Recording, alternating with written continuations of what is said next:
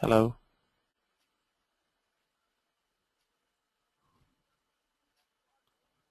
Hi, we can hear you. Awesome. Can you also see my screen? Yes. Yes. Great. All right. So yesterday we had a little demonstration about what business warehouse or BW is. Today we'll start looking into the actual concepts of BW, the objects within BW. All right. So uh,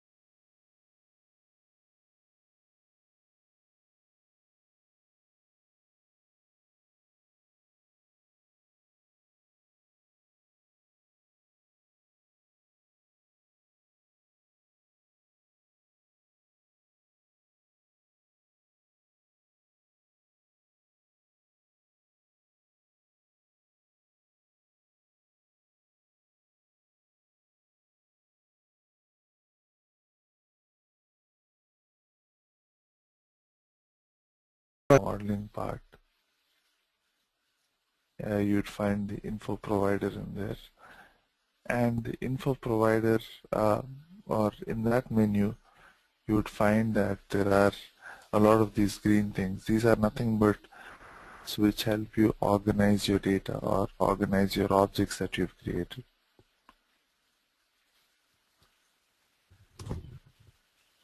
Just give me one quick second, please.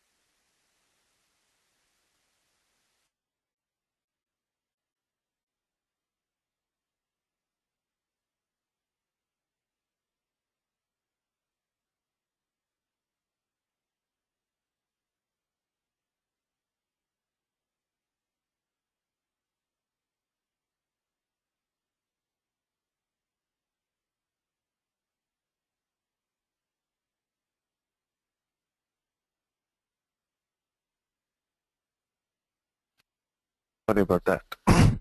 So once you get into the info provider menu, or once you get into the data warehousing workbench modeling tab, you'd see these green buttons, and these are nothing but your they're called as info areas. These info areas help you in dividing or organizing your objects that you've created. Now here probably you find a lot of stuff because a lot of people have been practicing, but usually in a production system what you find here is you have segregated objects into each of these info areas based on the functionality that you're using. Probably you're working with sales data, you'd find something like the sales info area or finance info area. So you understand that all the objects pertaining to that particular functional side are usually all clubbed in there or all grouped in there. So info area is nothing but an organizing folder, like how you have my documents, my pictures, and all that on your computer. These are also folders that you have.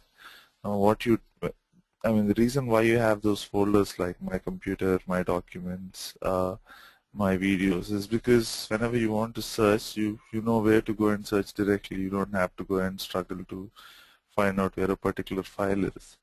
Alright, something similar here is info areas. So we kind of tend to create all the objects that we have under each of these info areas so that all of them are grouped at one place.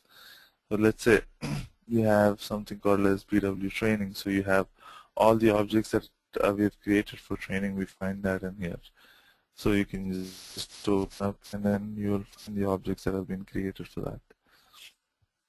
Now, whenever you create an info area, you can right click on it and you'll find all the objects that you can create under it. So at any point, if you right click on the info area, so you'll find a list of objects that you can create. So the list of objects could be either create an info area, an info cube. You can create an info area under an info area. Means let's say you have a finance info area that you create. Under that you can again make subdivisions, like you can create accounts payable, accounts receivable, and general ledger. So you can create 3 other subfolders and the objects relating to them can be placed individually as well. So you can create an info area within an info area, and info cube you can create a data store object, you can create a multi-provider, a virtual provider, an info set, a hybrid provider, an aggregation level, and you could also create a character as an info provider. So these are all the objects that you can create under the modeling area, but we'll try to go ahead and see how each of these will be created in a detailed fashion. Alright, so if you look at these objects, so let's say, so you create these objects and then all of them are grouped under your own info areas. Now, how if you're looking at let's say any other system for that matter, like an Oracle or any other thing, you find that there are a lot of tables in there, and these tables are made up of fields. All right. So what does the fields actually do? What do they comprise of? The fields are the smallest objects within that uh, system which will hold the data, right? Physically hold the data. So let's say you're talking about an employee table. So you have an employee name field. What does the employee name hold? It will physically hold all the details of the employee name. Alright, so you find all the names in there. So similarly, you have objects here called as info objects, which will physically hold the data. They are the smallest units within BW which can physically hold data in the BW system. Alright, and this data or these info objects are arranged in a way that in a schema so that you can call them either a cube or a DSO or anything else for that matter.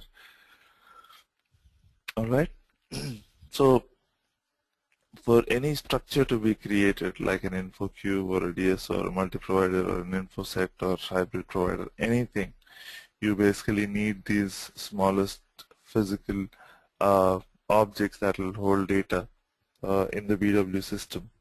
Okay, and these are called as info objects. Now, the info objects are very broadly divided into two. One is characteristics and key figures, like how you have dimensions and measures to be able to relate to them. So characters are the ones on what basis we are trying to analyze the data. That is your characteristics, and what exactly are we trying to analyze is your key figures.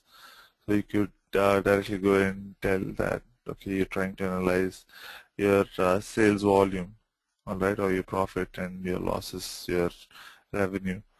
But on what basis are you trying to analyze is a more important question. Are you trying to analyze it from a perspective of a customer, a perspective of a vendor, a perspective of the company code or a controlling area? So different ways you can analyze your data to represent that for a particular group of people who are trying to see the results. All right. So for that, you have different dimensions from where you can try to analyze your data. All right. So the info objects are basically two types: your characteristics and your key figures. Characteristics usually nothing but your master data, which is used to reference your transaction data. All right. So you have these info objects. Next to the info objects, you have the info sources. All right. Talking about info sources and data sources together. Info sources is a name that has been coming through from earlier versions, which is 3.5 and earlier, but from 7.0 you have the actual term data sources also introduced from 7.0. Now what exactly is an info source? All right. So trying to understand that when you have different systems or different objects from where you are extracting data. So let's say you have built a sales queue, okay, and since ECC data is separately stored in individual tables which can be combined later on, your extractor also is built sometimes in that fashion. So you have your header data of your sales brought in through one extractor, your item data coming through coming through another extractor, your uh, item overview data coming through another extractor. So when extractors are bringing in data in that format, in that forms in different extractors, now to logically connect all these objects that are there for each of the extractors before they are actually pushed into a data target, you have an info source. All right. So you can kind of map different objects from different sources and still create a logical connection between them before we push that data into the info cube. That is actually the definition of an info source. But an info source, even before we try to understand that, let me also show you a little bit about how the structure is usually. So if you go into the Run and Notepad, alright, anything that provides data for the BW system, we call that as a source system. Okay, source system could be anything, could be the system from where you're getting it, like an ECC system or an Oracle system or a SQL system or any system for that matter. From wherever you're bringing your data, that becomes your source system. So this is the superset for everything. Alright, so this is from where you're bringing in the data. The next level to the source system is you have multiple function modules. Okay.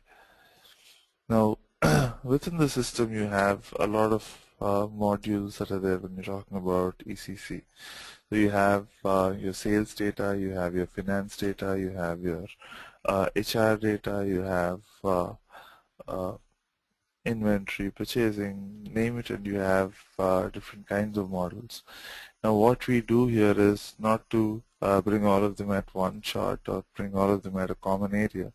We try to segregate them into smaller segments called as application components.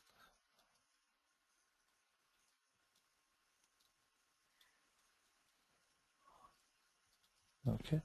So application components in BW is used usually whenever you're segregating your data. So this application component that I'm talking about on the ECC side is more about trying to segregate different functions or different modules into smaller segments, and these are called as application components. Now what you have here is usually your SD, your MM, your FI, okay, your QA, HR, and all of these. So individual modules are available. Now, a subset of the application components is nothing but under each of these application components, you have individual extractors, all right, and these are called as data sources, all right. So you have the source system as the superset, then you have a subset of the source system, which is SDMM, individual application components. A subset of each of these application components consists of extractors or data sources. Now what do these data sources have is you have multiple places from where you're extracting. So your data sources like your header data, your item data, alright, and let's say individual master data. All of these are called as data sources.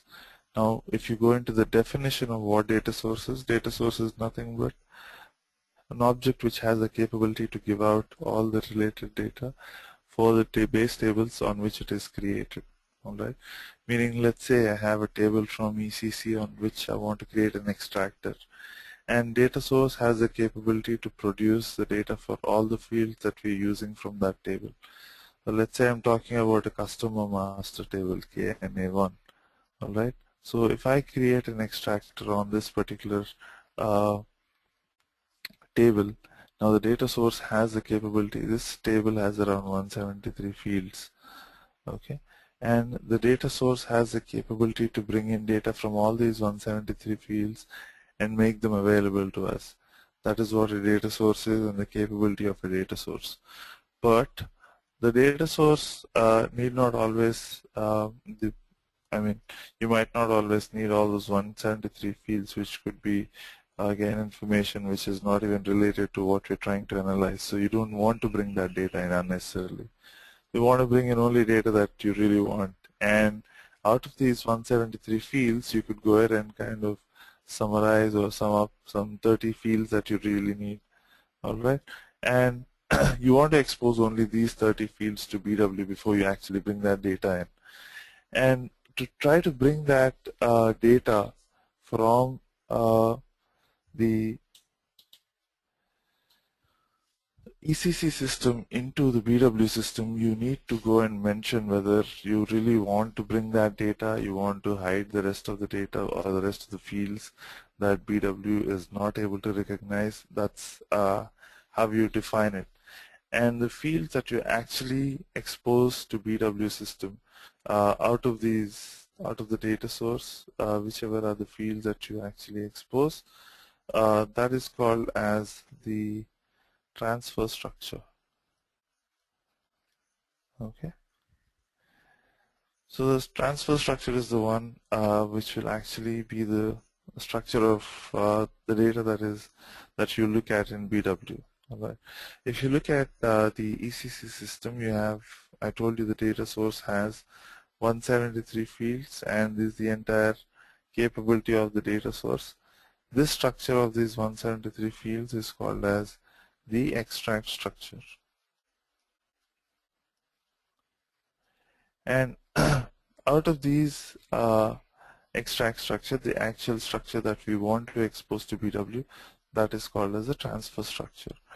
And when you have the transfer structure, you have a scenario where you have the option to replicate this structure into the BW system so that BW understands what kind of data is coming through. Alright, so this is a little explanation about what a data source is, what an application component, what a source system is, and that is what you will be finding here in the modeling tab. Under the modeling tab, we have all of these objects, right? So you have the info sources, the data sources, the source system. Alright, so if you look at, let's say I'm talking about a source system, so if I click on the source system, these are all the different source systems that you are able to connect. You are able to connect to another BW system, another SAP system. You can connect to through a third-party tool, data services, or you could go through an external system. You can connect through all the file formats, file structures that you are trying to import into BW, like your Excel sheets or your CSV files or anything for that matter. You could go ahead and attach these files and pick up the data from there using the file source system. If you're trying to connect to a database, you could use the DB Connect. If you're connecting a flat structure like JD Edwards, you could go ahead and use UD Connect. And when you're trying to deal with XML data, you can use the web services source system. So each of these source systems again have a lot of data sources compiled under them. All right. So when you, let's say I want to go and use the SAP system, and I see that there's something called as IDS client 900 or 800. So this is the technical name for that. You have 4SND 800. This is my source system. Now I want to see all the data sources that are pertaining to this particular source system that have been brought from that particular source system. So you just need to double click on it, and it will take you to the list of these data sources that are there. Okay, and again, these are segregated based on application components. Okay. So each of these application components, like your public sector, management, accounting, general, so all of these are the ones that you've brought from there. These are the application components. All right. So I have taken a screenshot, or I've taken a shot of the entire structures that are there, and I kind of replicated them onto the BW system. So it kind of mirrors whatever is the structure that you have in ECC. You try to bring them here. The reason why you have these is because before you actually bring the data into the BW system, BW systems, you understand what kind of data is actually coming into the system, right? So for that to be understood, you need to understand one more small topic called as PSA. Now PSA stands for Persistent Staging Area. That will be the place where which is more like a gateway for your BW system. So when data enters into the BW system, the first point where your data is actually being dropped off or actually being added into the system is nothing but your PSA, or Persistent Staging Area. Now at the Persistent Staging Area, these structures, once they're replicated, these data sources, when they're created in the BW system, the structure of the object or the structure of the table will be created, and that makes it ready for the data that is coming in from your source system to be added to the BW system. All right. So you have you majorly the gateway point for the BW system is staging, and that is the name given to that is the persistent staging area. All right. So all these different data sources or transfer structures or extract structures that you go and create in the ECC system, when you replicate them as a snapshot into BW, those objects are created here, and you could actually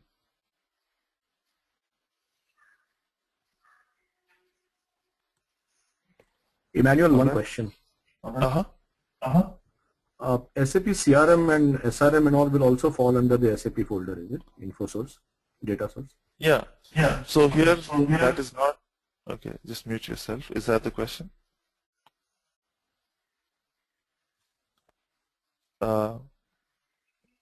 Who asked the question? Could you repeat that again? You want to know if SRM and CRM falls in here? Yeah, Rajiv here. Yeah, whether the CRM and SRM and all will they fall here or? Absolutely. So your SRM, CRM also you will be able to look at from here. You would find an application component for SRM and CRM objects as well. The only thing is that I haven't had an integration with SRM and CRM, so I don't see that in here. So once I integrate it with my SRM or CRM system, and I could go ahead and see that application component, and then I can import the structures that are there in the SRM, CRM. The basic principle of how you would extract data, how you would push data, all of that is similar, but it's just that another system that we're adding into the SAP environment from where we are extracting data. All right.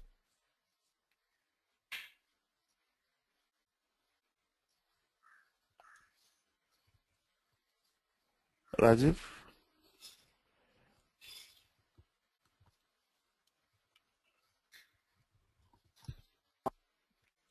Yeah, clear, or you have anything else? Yeah, that's fine.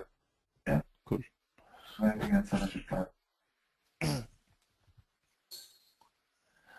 All right, so once you actually go and extract the data, your first point of stoppage for the data to be dropped is at the PSA or persistent staging area, where your data is kind of staged there for a while before the object is connected through the transformations to push into the data target. All right, so in this submenu,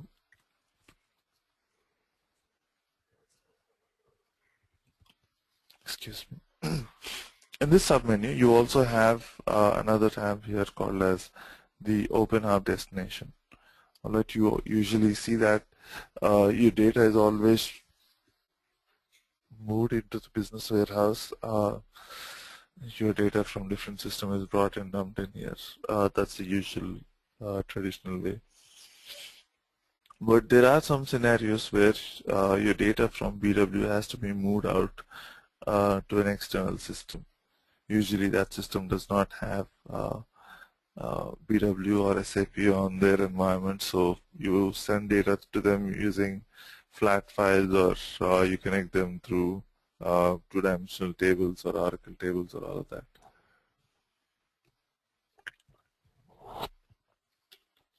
So in those in that scenario, you actually connect to the Open Hub destinations.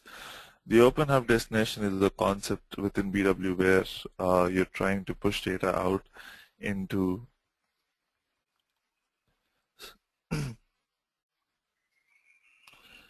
so you're trying to push the data out into the individual systems through either a file or through a two-dimensional database, or you can also connect through a third-party tool like data services and extract data from individual cubes. Now the cubes usually contain millions of records, and to export that data out, you would usually connect through the Open Hub destination, and then you would push the data out.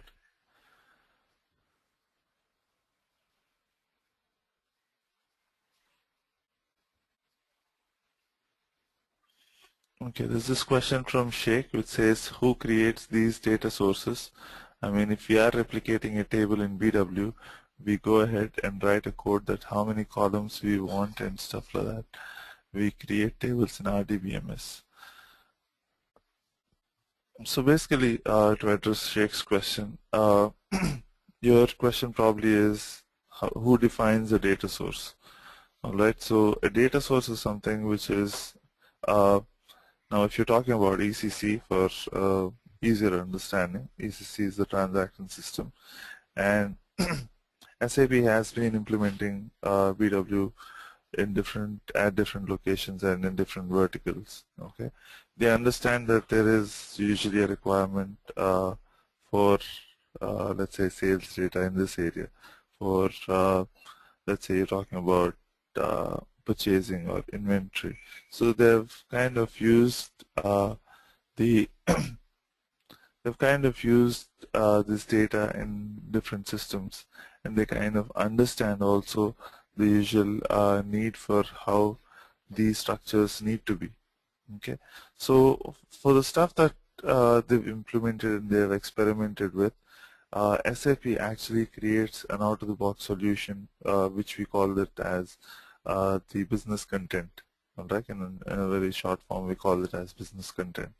But for you to have something in the business content, it means that it has gone through a lot of testing, a lot of experimenting, and finally they have come to that particular level where they have defined a particular structure and extractor and all that. But it is not mandatory that you would always have to use something from the business content. Depends on your functional requirement, whether you want to go ahead and create a data source or you want to use an existing business content data source that is given by SAP. Alright, so usually requirements falls under the fact that you will still can use because when you're talking about SAP's data sources, you're covering a very broad area. So if you're talking about sales header, every data that is relating to the header is brought in here. Every data relating to the item is brought into the BW system. All that you need to do is condition that particular extractor to suit your functional requirement. So sometimes you need not want all the 150 fields, you just need probably a 30 field or a 40 data from your extractor. So you just go and condition your extractor so that you're only talking about those segregated set of data that you want to bring in from the business content extractor. Okay.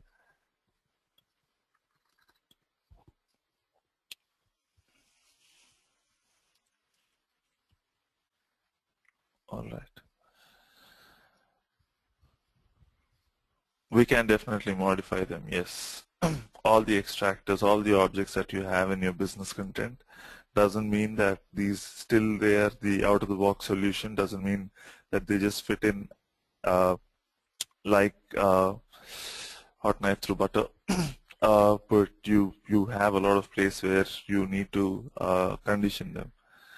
So you will have to first judge on whether the objects are over 70% match to your requirement, right?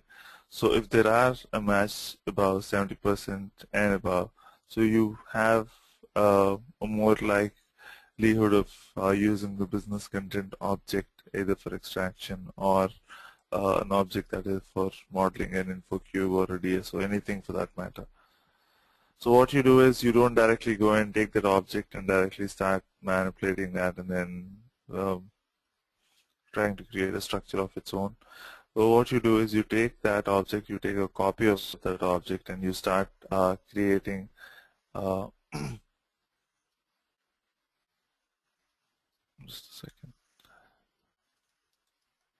The way how we do it is we take a snapshot or a copy of that object and we start customizing that object that we have copied. we don't want to directly make changes on the object as it is. The reason being somebody else might be using that object and it might be suiting their requirements, so we do not want to go ahead and change that object directly. We take a backup of that object and then we will go ahead and manipulate that.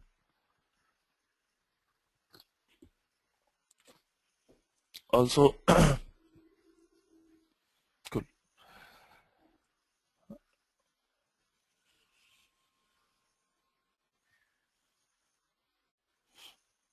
All right. So let's come to the core of this place where we try to understand. Also, you have stuff like process chains. Now, you have all these blocks individually created. Now, you have a block that where you go ahead and create an info object. You have a small block where you go ahead and use all these info objects that you have created to create a bigger structure called as an info cube or a DSO. That's a separate block. Then you have a structure that is created so that it's able to accept the data coming from your source system. You have that block.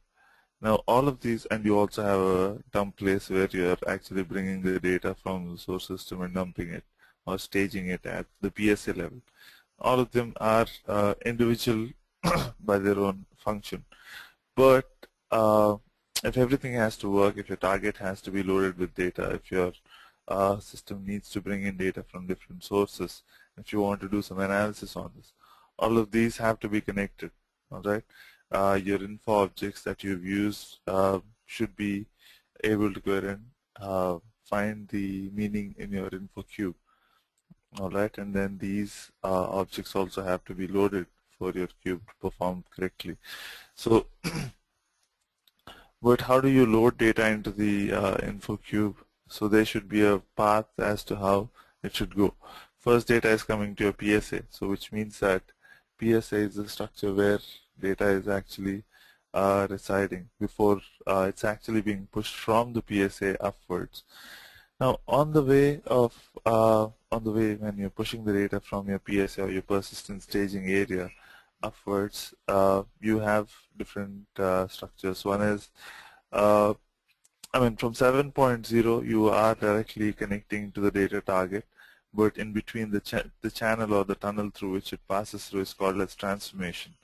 So data that you get as it is from the source can be actually modified to suit your business rules, and then that is done through the channel. As data passes through the transformations, you could write your business rules which would go ahead and modify the data before it is actually pushed into the data target. All right.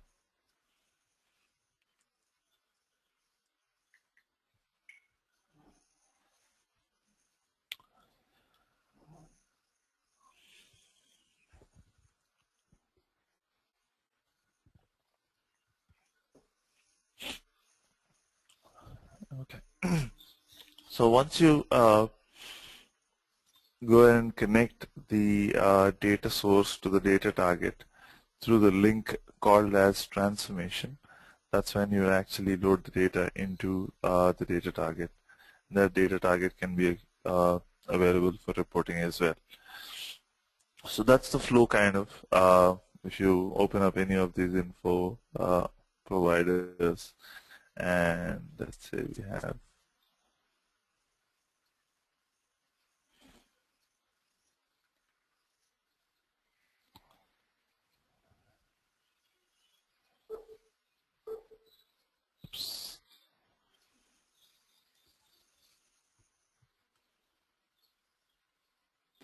so if you just go and click on the data flow, and then it will tell you how exactly the objects have been created and how data moves from one level to the other. All right.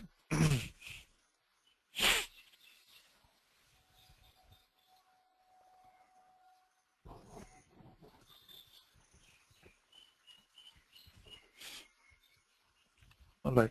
So let's start off with the basic thing. So I told you about what an info area is, right? So info area is basically a folder that we create that helps us to go ahead and segregate our data.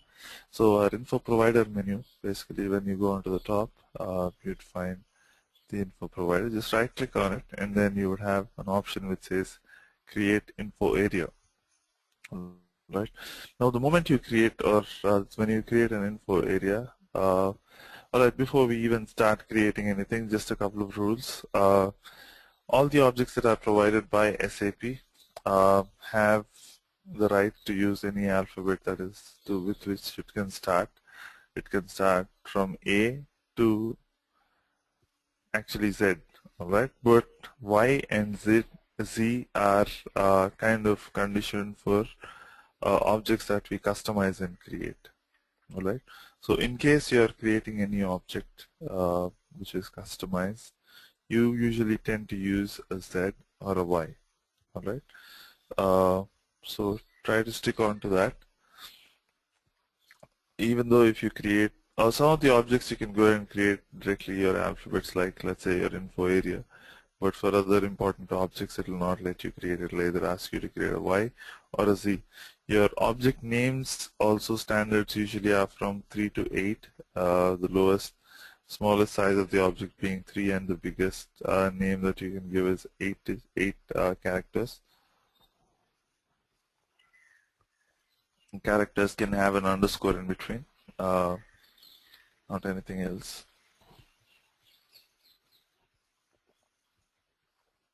Alright, so you can go and click on create an info area. So when I click on create an info area, the system will ask you what do you want to name. Any place you find this square box and a check mark, it means that that's a mandatory field that you'll have to fill. Alright, so you can probably go and call this, let's say, BW. Okay, since we're using it as a customized, so you can go ahead and say Z BW underscore training. Go ahead and say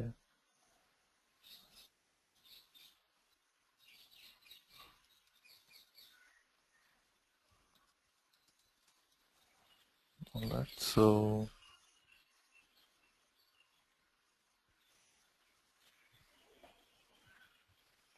once I click on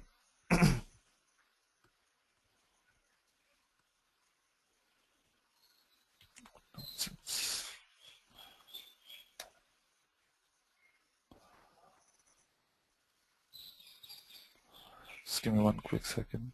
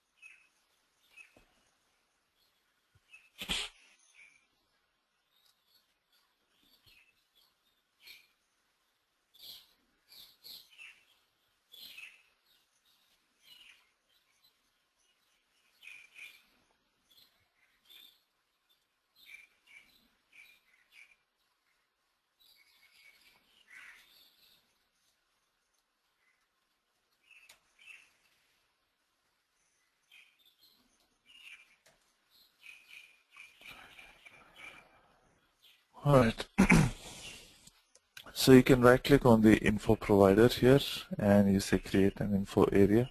So the moment you say create an info area, so you can go ahead and give z bw underscore training.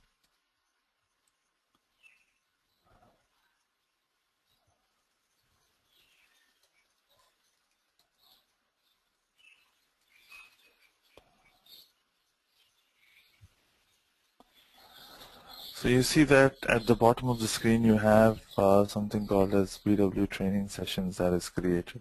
Alright, so this is right now in the info provider menu. Okay. Now under the info provider menu you also find something called as info objects menu. So if you go ahead and click on this info objects menu, you find that automatically that same info area is created in this sub menu as well. Alright, so info provider menu is something where the objects are created here, the bigger or the objects which are used for reporting. So majorly you can say that an info provider is an object which will contain a self-sufficient data set on which you can do your reporting.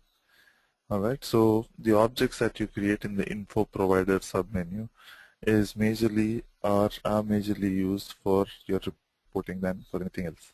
Alright, so they'll be the sole containers of data for that particular scenario, and you would go ahead and use them for reporting. But if you have to create a bigger structure, it means that you need to have the structure made up of smaller objects that you create, which are nothing but your info objects. Alright, so you would go in, you could go ahead and actually log into the info objects, or you can click on the info objects and you'll find this submenu here. The reason why you have a submenu here is for creating any big structure like an info cube or a DSO or a multi-provider or anything for that matter. In the info provider menu, you need the smaller supporting objects, nothing but your info objects. The info objects which will physically hold data, they have to be there to create that structure. And since we're creating info objects all over again, you also have a submenu for info objects, and that is nothing but info area for the info objects. I told you that the info objects are basically divided into two major sections, right? Characteristics and key figures. Similarly, just to keep the confusion away, they have created two subfolders under the info area. In the info objects submenu, we call that one as characters. We call those two as catalogs actually. You understand what a catalog is, right? When you see a catalog, you understand what are all the objects that you need. So you go to a hotel, then they give you a catalog of all the objects that they're making for that evening. Right? So you go and order whatever you want, and they kind of subdivide that into probably your main course, your snacks, and then let's say your desserts and all that. So something similar here. You also are trying to break down into smaller segments so that you avoid confusion of objects created, different objects created in the same area. So you basically have two major segments. One is characteristics and one is key figures. So you have two separate folders for creating characteristic objects and key figure objects. The folder that which will hold all the objects relating to your characteristics, that is called as the characteristic catalog. Okay, and the ones that will hold your measures or your key figures, all of those together, is called your key figure catalog. Alright, so the reason why you call that catalog is because whenever you're creating a bigger structure, you actually look into what is available in your smaller structures, like you're creating a cube on the sales front, and then you need information relating to company code, sales area, and all that. So you go to your catalog and see, okay, is that object something that I've created, or should I be creating something new, or can I use something from my business content? So to get a quick look at what exactly is yours, what you have created, in case you want to go for a standard one or personalize it, you could go ahead and use the catalog. So your catalog basically, there are two different catalogs that you have. So once you go into the info objects submenu, and you have your info area that you've created in the info provider menu, you could right click on that, and you could say create an info object catalog. So info object catalog is nothing but a folder. But within SAP, if you want to go ahead and start using any of these objects, make sure that once you create, you will have to activate these objects for using them. So when you right click and then say create info object catalog, so you click on the catalog and then you have the option to create a catalog. So let's say the basic subdivision here is info object type, characteristics, and info object type key figures. So if you want to create a folder which will hold all your characteristic objects, you create a catalog for characteristics. If you want a catalog which has all key figures, you create a catalog of key figures type. So basically info object catalog. So what I do is I call this as Z info object catalog for cars. Okay. So just check how big is the object, and given, let's say, catalog for cars. Okay. Now if I say create, it's basically creating a catalog for characteristic info objects. But you have to be sure whether this is actually the length that it can accept or no. So you just click on create. This is will go ahead and create if it is an acceptable length. So it's more about just the folder that you're creating. It's not the object yet. So to create that folder, we've come here. So here, this part of the screen is more about the folder. Okay. But the folder really doesn't contain anything. So what you do is to keep that folder. So what you do is you go into the info objects menu. You can go and refresh that. So you find the catalog for characteristics, and that's the folder that we have. If you look at all your catalogs, will have these triangles and squares. So that's your catalog for characteristics. So make sure that that is activated. For you to activate an object within the BW system, you have something like a matchstick. So you have to click on that matchstick for it to activate that object. Very next to the matchstick is usually this check that you can do. You can click on the check before you do the matchstick, so it will tell whether that is a consistent object or no. If it says it is consistent, you have the best thing that you would do then is to go ahead and click on the activate button. So once you click on the activate button, the system will go and activate that folder, which means that that folder can be made use of now.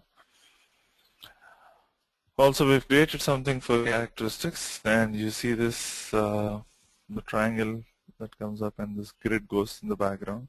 If you go ahead and create another catalog, create info object catalog, this catalog is more likely to be used for your key figures. You select key figures, so we go ahead and type in Z info object catalog for, let's say I call this as keys.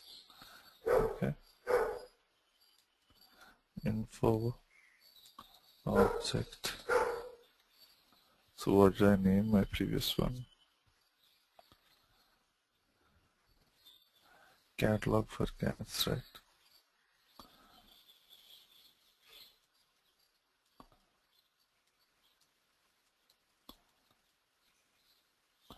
So make sure that you change it from characters to key figures here.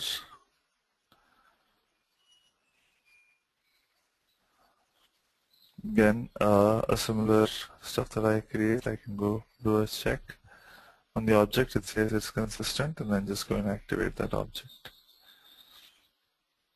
So now that if you log in, you would have one folder for creating characteristics, one folder for creating key figures.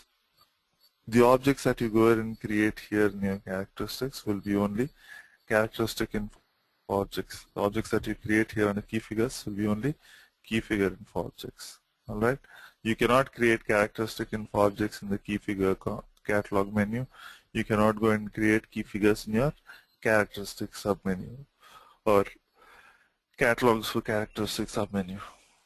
Alright, so whenever you right click on each of these catalogs, you get only one option.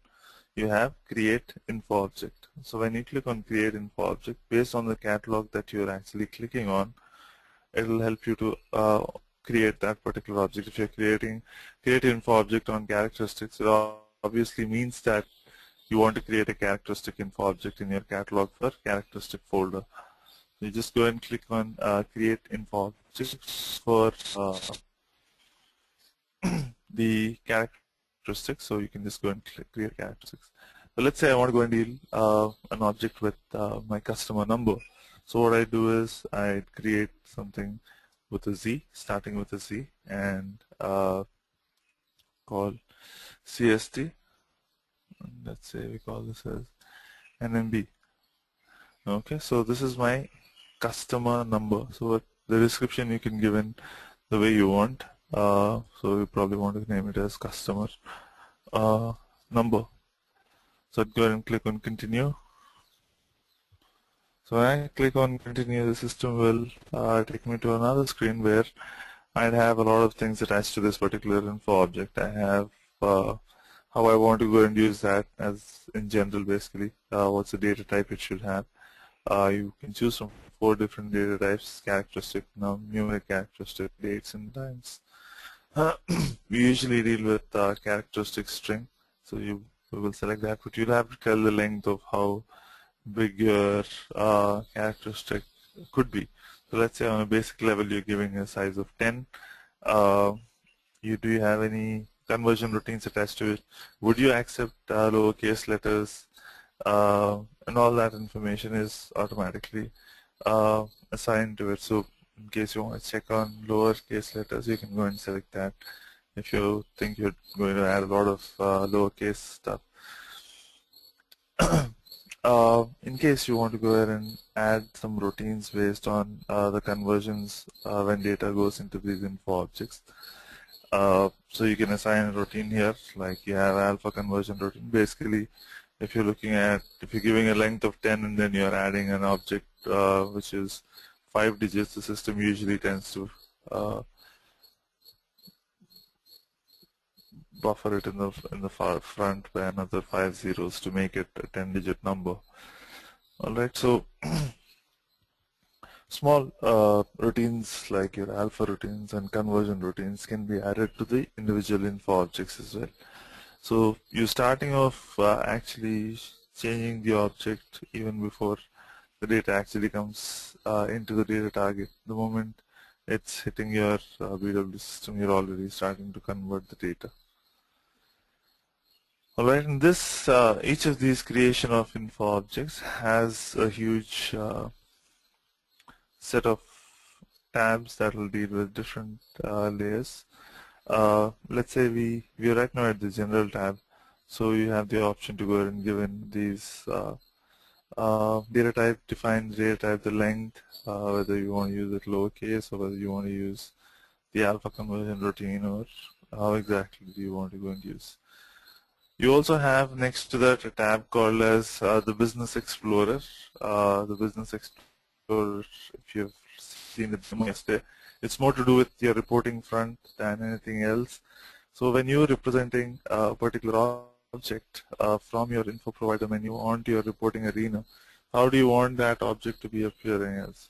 So do you want to give that same project custom name like Z customer underscore NMB, or do you want to be a little more flexible and say, okay, I want to, instead of giving that code, I want to go ahead and give a customer name which will make the report look better and more understandable. So you can go ahead and mention that, okay, I want the description than actually the object name, so you'll understand. Right. So this section where you see Business Explorer,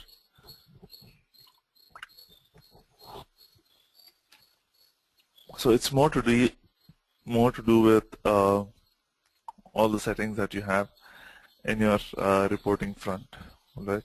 How you want to display. Do you want to display this, the text, the key part of it, or text and key, or key and text, how exactly you want it. Uh, so we have quite a few settings here, but usually all these settings are available at your Bex as well. So either you can control it from here within the BW the moment you create the object, or you can go to the level where you can control it from the top as well.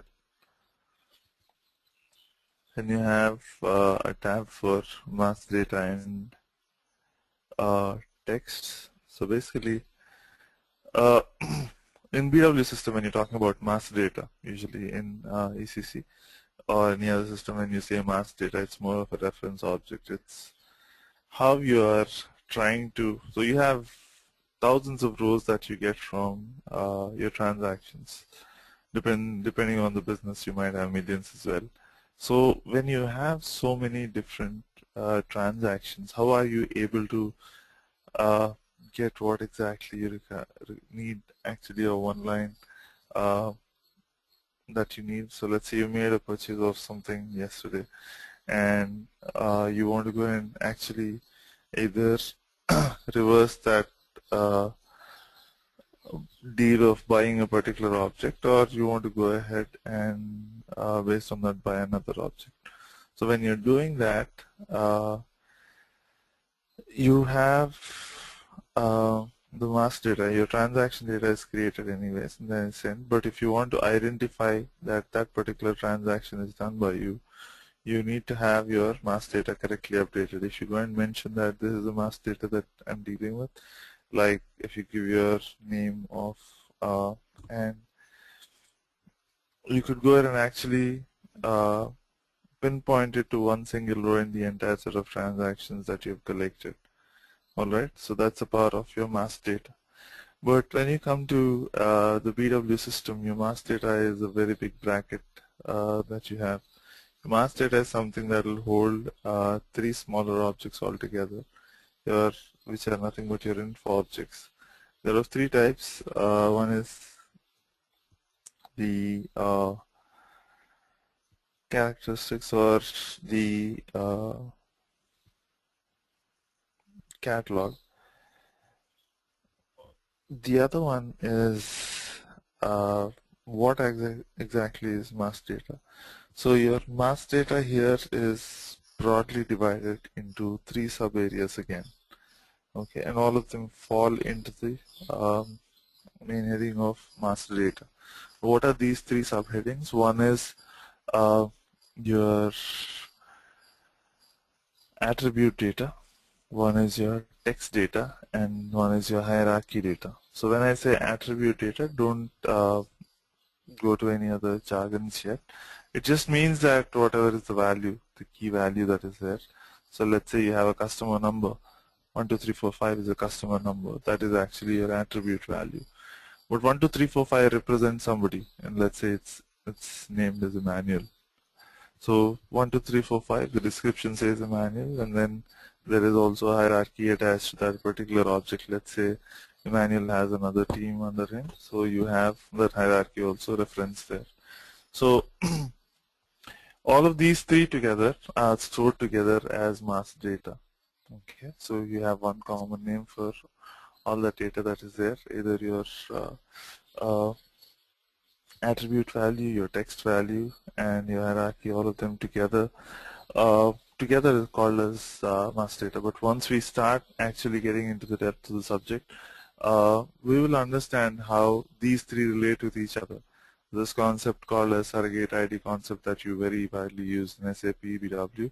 So we'll try to see how these SIDs help in joining your attributes and your text and your hierarchies together, so that at the time of the reporting you are able to actually drill down, drill across, and bring out all the data relating to your either attribute, your text, or your hierarchy. Alright, so this is what you will be understanding as we go and try to look at different topics. That will be made more clear with the topic when we're dealing with the extended star schema, which is the major schema that we follow within BW. So, right. Alright, so once you go ahead and give this information. Three master data types. A master data basically consists of attribute data, your text data, and your hierarchy data. Okay, thank you. Cool. So hierarchy is something that you don't need to create for every object. It is not mandatory, but usually the other ones, which is attribute and text, is something that you define. All right. There again, stuff that will help your master data with additional information. Let's say I just given customer number. That doesn't really make sense to me. I want more information relating to my customer, but I can still stand without actually getting other information. Customer number will still be something independent, but something that will give you more information about the customer, like let's say your customer name or your customer region or your customer place, and all that information will give you more information about that customer. All right. So whenever you're trying to do, let's say, a forecasting, or let's say you're trying to do an analysis on your data, all of that will add. Okay. So you're trying to, let's say you're trying to analyze a product that you just launched into the market, and you're trying to analyze which group of people are using that product, and you're trying to do how many transactions are created based on this information. So you're able to analyze exactly as to what is the pulse of the market. So all that can be observed based on the attributes that you create under it, which will give you more meaning to the actual info object. All right. So once you create the hierarchy, so you can add your attributes in here, which will give you more information. Then you also have a tab called compounding, which will give you an additional meaning with a particular object that it is compounded with. So let's say you have two company codes where you're actually using, and you have a couple of, both the company codes are using a single plan for the creation of product. And the plant has its recognition based on the company code to which it is attached. So let's say your company code 1 is US01 and the company code 2 is US02. So whenever you mention the plant along with the company code US01, it means that it's creating a product for company code 1. And if you're using it with US02, it means that it's a product that you're talking about with company code 2. So that's how you get the recognition for the plant, though it's the same plant that is being used, but it is recognized based on the object it is compounded with. So that's when your compounding comes into picture. Right? So once you give this basic information, you could go ahead and just activate this particular info object. So you will have that created here, and with that info object you will have a few tables also created along. We will talk about that in detail in tomorrow's session. Alright. Any doubts, any questions? Too many technical terms for the day one. I know. There are too many technical terms. I'll try to take it a little slow.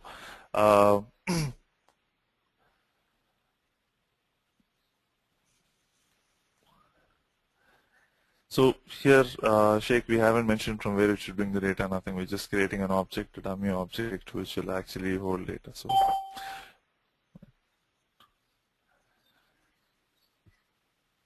all right.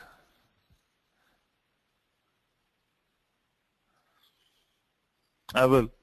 We will look at individually how we're creating characteristics, key figures, and then how do we load, what information can be passed into characters and what can be passed into key figures. We'll look at each of these in detail. Jyotsna.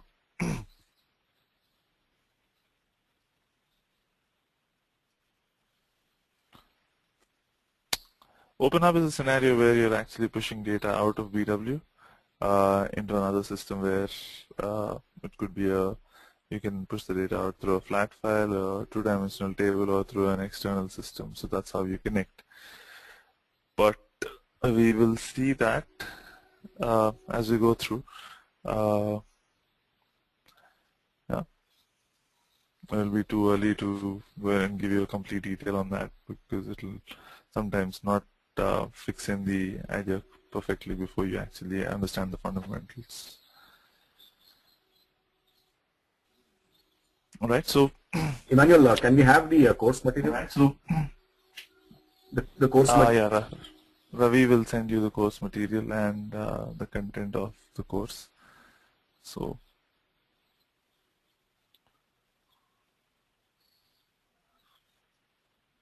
all right, so just a little feedback. Am I a little too fast? Am I enough on elaboration? This is still the first class, so don't judge on the topics that we've covered. We just very briefly touched a lot of topics, but tomorrow is when we'll actually break it down into smaller structures and then try to understand each of these objects individually. All right, so you don't really have to go and read anything for today. We will be looking at the info objects and characters and key figures. How do we create what are info areas in a little detail in tomorrow's session.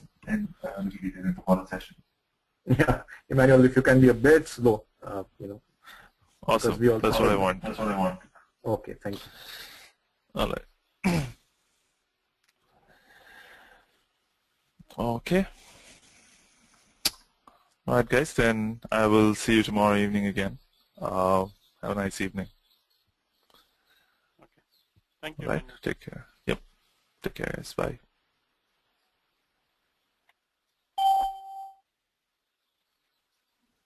The organizer has ended the session and this call will be disconnected. Goodbye.